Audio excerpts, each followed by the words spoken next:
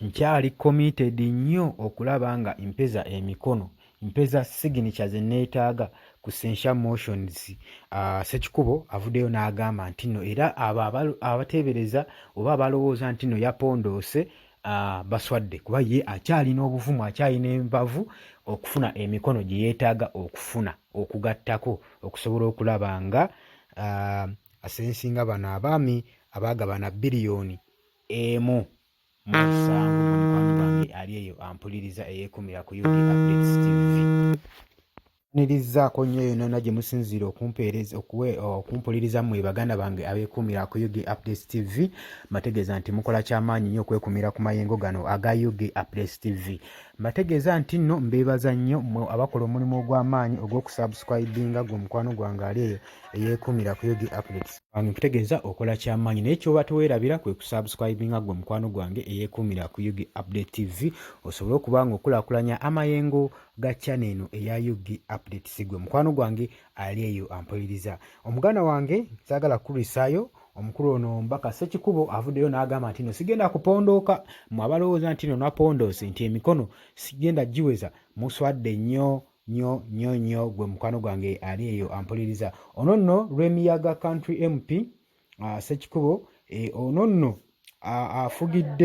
afugidde mu possibilities ez'okuba nga agamba nti no sigenda kubanga nkola withdraw mu essential motions eziri against bano ba commissioners abana abaagabana akasiimo ka biliyoni emu mu miliyoni 7 eza service award. Sigenda kubanga mpondooka gwe mukwano gwange. Sikikuba agamba nti no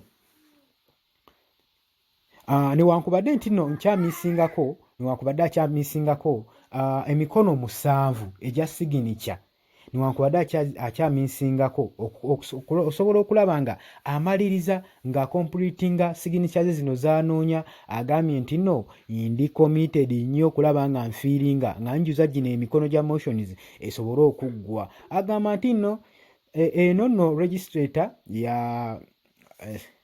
yatandika mu kifo kye yali mu kifo nga ennaku z'omwezi nga we twaziraba olunaku olwokubiri we yabadde ayogera ku lunaku olwokubiri yagambye parliament ku media omwami ono Ssekikubo n'agamba nti nno sisobola kubanga impondooka bupondoosi nti kubanga okunoonya emikono gino gye nfunye nsanze obuzibu bw'amaanyi nnyo okugikuŋŋaanya. Mpise mu biwonvu n'emigga, gwe muganda wange ali eyampuliriza, mpise mu biwonvu n'ebigga okusobola okulaba nga mmaliriza emikono gino ogisayiningisaako ku motion eno. Era mwe abasuubira nti ngenda kupondooka muswadde, sigenda kupondooka, nkyalina envamu, nkyali committed nnyo, nkyali determined nnyo okulaba nga nzikuza kye natandika. Naga nti no gino emikono 7 signature gyokka egibulako tegiyinza kunteekesaawo motion era gye mbadde mmaze okuba nga nkuŋŋaanya emikono 169. Egyo emikono 169 mwe mulowooza myangu okuŋŋaanya, mulowooza bibadde byangu, kale n'olwekyo sisobola. N'agamba nti nno mpise mu buzibu obutagambika ku motion eno, mpise mu buzibu obutagambika.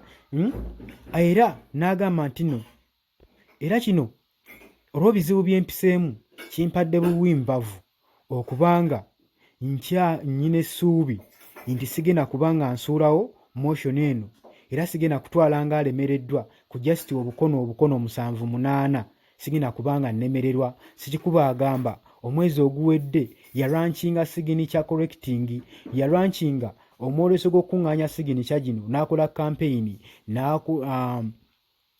n'akoola ba former leaders ab'opposition bonna basobole okuba nga bateekako emikono gino. Olw'omwami ono olw'okuba ku lw'abano ba commissioners abana omuli Mafias Mpuuga n'abano ba commissioners ba backbenchers abalala omuli Solomon Siriwaje, Eseza Afloishani ne Prose Mbabazi, bano nno nga be baagabana akasiimo. Kigambibwa nti no Mpuuga yagabana miliyoni 5, bano abalala ne bagabana miliyoni 4 gwe mukwano gwange ali eyo nga ka pocket money. Gwe mukwano gwange yeekumira ku UD Updates TV. Yabadde ayogerako ne ba journalist bannamawulire Ssekikubo yagambye nti no yatangaazizza obuzibu bw'asanga ne byalaakinga mu kunoonya emikono gino. Agamba nti no transport tammala. Transport tammala okulaba nga nnoonya ba MPs yonna yonna gye bali gye beekwese basobole okuba nga basayiningako emikono gino. Era anootinga ng'agamba mbu okulwawo kw'okuteekako emikono gino kivudde lwakuba nti nno transport yambula, sina transport amala kugenda kuba nga nfuga gy'abasajja bano yonna gye beekwese mu musonda basobole okuba nga bateekako omukono guno naye banaakola bate bajja giteekako nja bayiggayo. Munnange ku lunaku olwokubiri yagamba nti yawandiikira sipiika Anita Amongo naye tamwanukulanga kubanga yali ayagala abeere nga akitunula mu nsonga yeeno. Yamuwandikira nga ayagala atunule mu nsonga eno asobole okuba nga bamukuŋŋaanyizeeyo ka transport akakuŋŋaanya emikono gino gwe mukwano gwange ali eyo ayeekumira ku Yugi Appeals. Naye agambye ne buli kati omukyalo ono tanzirangamu, simanyi lwaki tanzirangamu ng'ate ensonga yange agiraba nti nno gyetaagisa okuba nga neetaaga ka transport, neetaaga okufujjirira omusimbi.